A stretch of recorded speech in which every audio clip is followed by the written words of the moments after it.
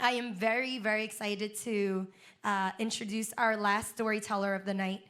She, like myself and Nestor Gomez, have toured with The Moth, telling stories around the United States.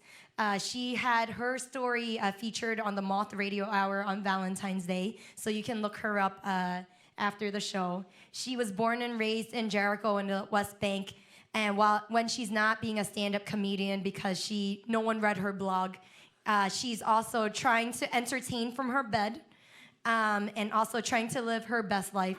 So please, also she lived in Dubai and moved to New York City in 2008, which is almost, 11 years is about the time I will call you like a New Yorker at this point. I think it's like 12 years or something.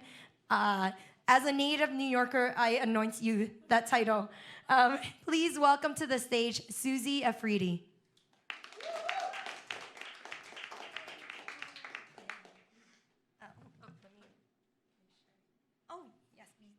That you're about my yeah, it's fine. Yeah. Thank you guys for coming out and braving SantaCon. On the way here in the bus, I was explaining to my son what SantaCon is. He had never heard of it. And he said, Jesus would be so disappointed if he knew people are getting drunk on his birthday. So people often ask me where I'm from. And I have to do this quick calculation in my head. I have to figure out what I think their politics are, because the word Palestine is a conversation starter or ender. I mean, you know that if it comes up at your dinner party, that dinner party is going downhill fast. But to me, Palestine is not about politics or whose side you take at demonstrations.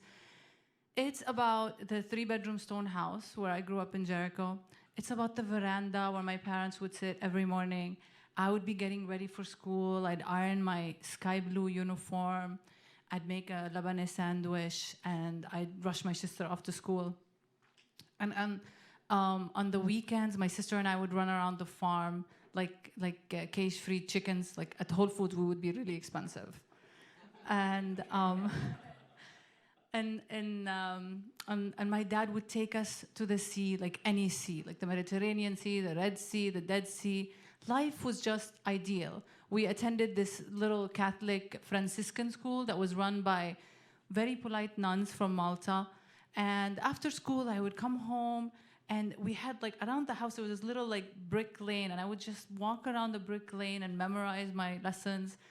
And we had lots of clementine trees. Sometimes I would sit under the clementine tree and eat until my belly ached. We would only go inside after dark.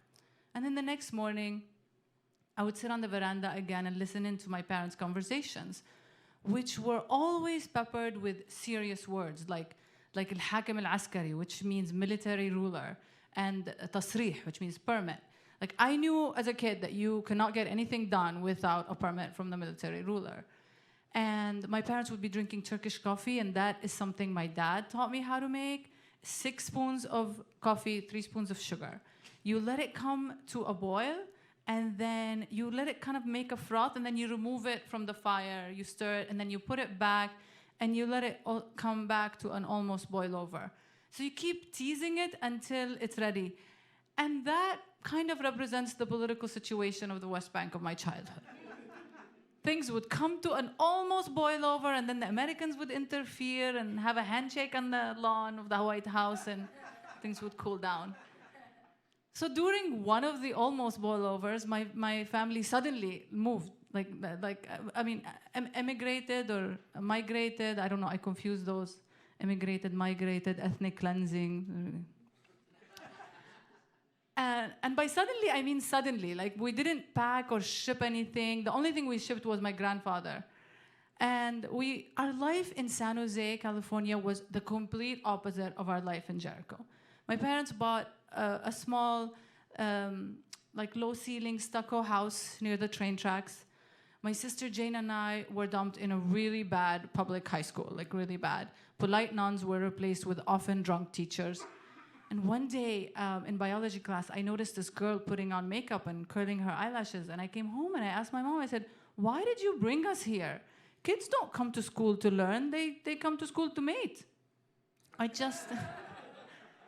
missed home. I missed the nuns. I even missed the occupation.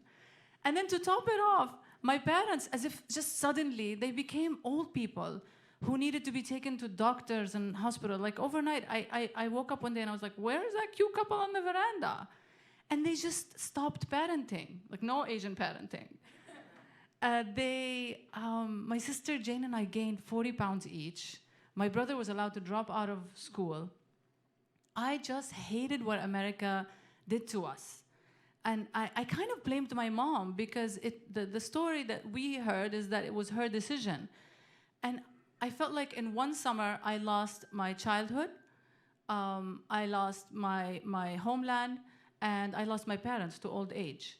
It was like a really bad breakup, but there is no mixtape for that. I think if there was a mixtape, it would all be Fairuz. And so my dad, 10 years later, my dad died of diaspora. And we lived, it's a thing.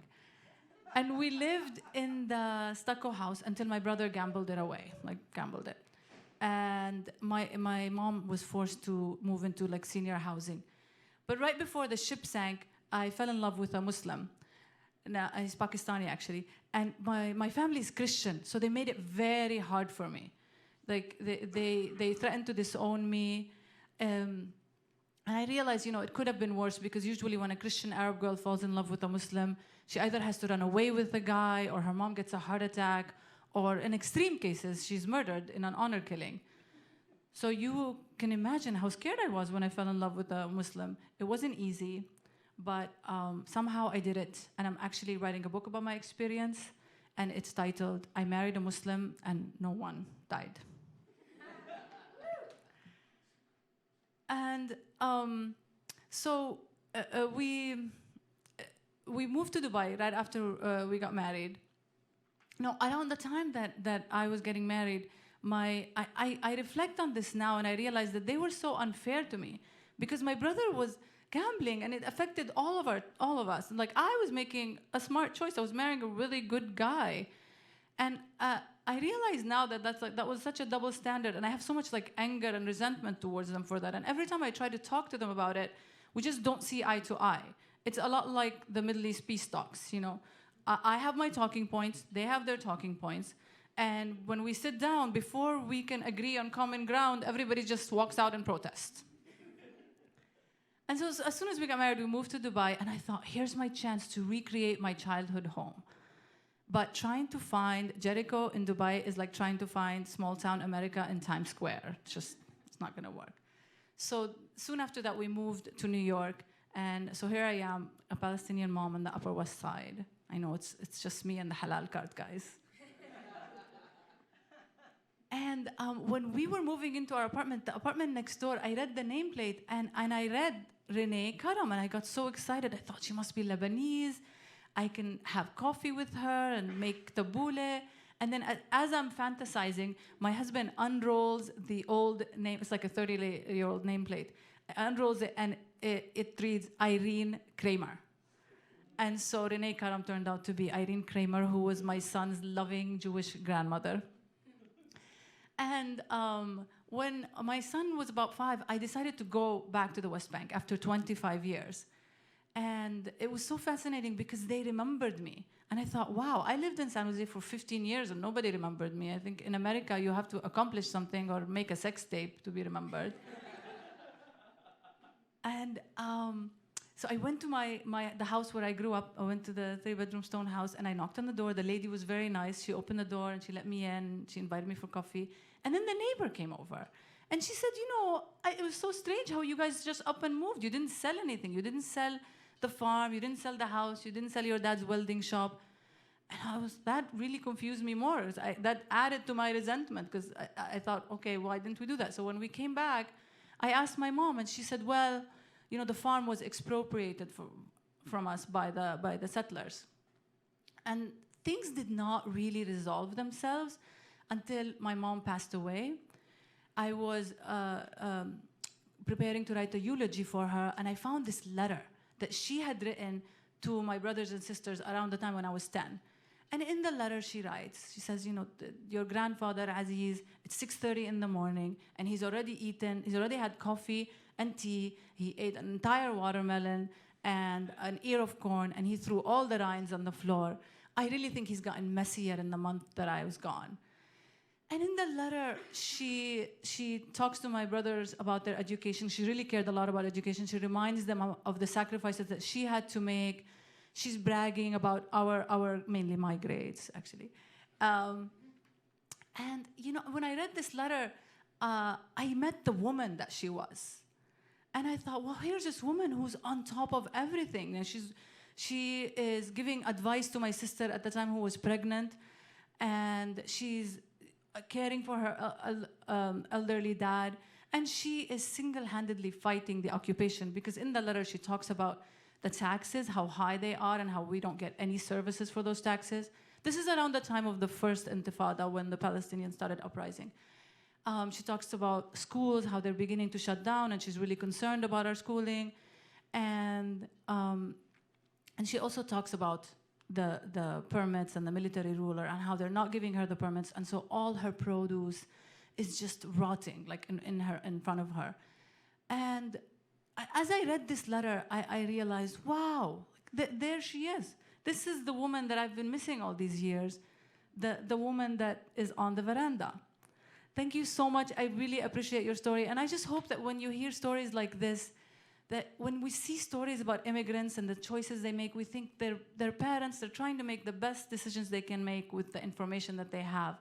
And so that's what I learned about my mom's story. Thank you so much. I appreciate you listening. Thank you.